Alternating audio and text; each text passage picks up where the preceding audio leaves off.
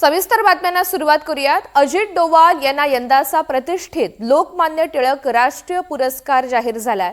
आज ऑगस्ट रोजी पुण्यातील मुकुंदनगर मधल्या कटारिया हायस्कूलच्या मैदानावरती सकाळी 11 वाजता हा भव्य पुरस्कार वितरण सोहळा पार पडणार आहे। या सोहळ्याला गृहमंत्री अमित शहा उपस्थित राहतील।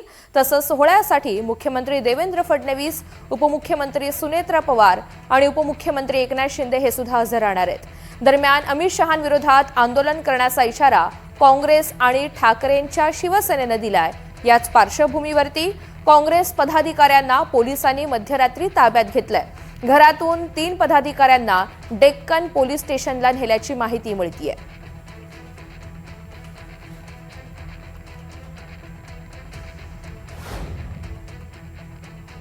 पुण्यात आणखी एक महत्त्वाची बातमी आहे। अमित शहा यांच्या पुणे दौऱ्यात आज काँग्रेस भाजप आमने सामने येण्याची शक्यता आहे।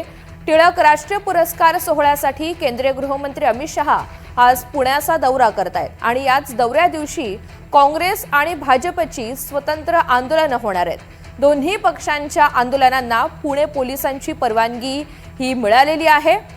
काँग्रेसचं सकाळी 10:15 उत्सव बिल्डिंग चौकात आंदोलन सुरू होईल।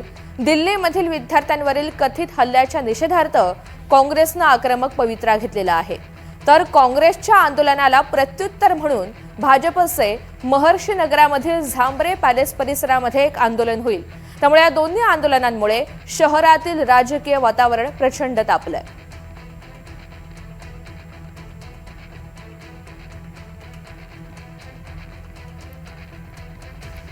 या सगळ्या संदर्भात अधिकची माहिती जाणून घ्या। यशपाल सोनकांबळे आपल्यासोबत आहेत। यशपाल, एकंदरीतच अमित शहा यांचा हा पुणे दौरा कसा असेल? दुसरीकडे आज शहरामध्ये 2 महत्त्वाची आंदोलनं होत आहेत, त्या पार्श्वभूमीवरती पोलिसांची कशी तयारी आहे? ऋतुजा अगदी बरोबर आहे। केंद्रीय गृहमंत्री अमित शहा हे काल रात्रीच मुक्कामाला आलेले आहेत। तसेच मुख्यमंत्री देवेंद्र फडणवीस देखील काल पुण्यात दाखल झाले।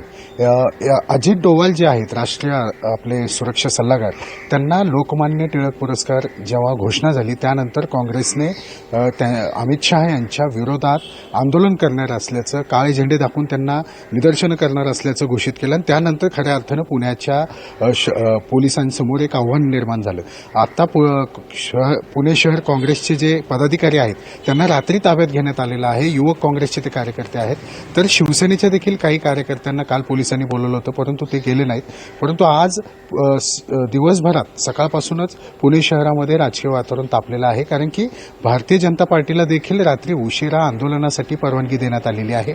उत्सव हॉटेलच्या चौकामध्ये काँग्रेसचं आंदोलन असेल तर त्याच्याच काही अंतरावर झांबरे पॅलेस म्हणून एक भाग आहे महर्षी नगरमधला, तिथे भाजपचं आंदोलन होणार आहे। एकूणच काँग्रेस आणि भाजप या अमित शहा यांच्या दौऱ्याच्या निमित्ताने, ज्या आंदोलनाच्या निमित्ताने एकमेकांसमोर येणार आहे, प्रचंड घोषणाबाजी आणि त्या ठिकाणी राडा होण्याची शक्यता आहे। परंतु पुणे शहर पोलिसांनी जो कॉन्वॉय आहे अमित शहा यांचा मार्ग देखील बदललेला आहे।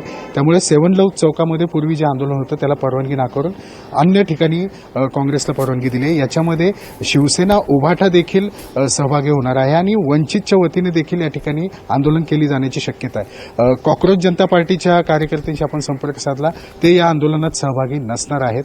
त्यामुळे पोलिसांचा थोडा ताण कमी होईल। परंतु एकूणच अमित शहा यांचा जो पुणे दौरा आहे त्यामुळे पुण्यातलं राजकीय वातावरण तापलेलं आहे। शहराच्या वेगवेगळ्या चौकांमध्ये अमित शहा यांच्या स्वागतासाठी बॅनर लावण्यात आलेले आहेत। एकूणच पूर्ण शहर हे बॅनरने गजबजलेलं आहे आणि आता दुपारी 12 वाजता महर्षी नगर येथील टिळक महाराष्ट्र विद्यापीठामध्ये हा कार्यक्रम होणार आहे। एकूणच पुणे शहरामध्ये आज विविध राजकीय घडामोडी घडतील आणि त्याकडे विशेष करून लक्ष असेल। यशपाल, धन्यवाद सविस्तर माहितीसाठी।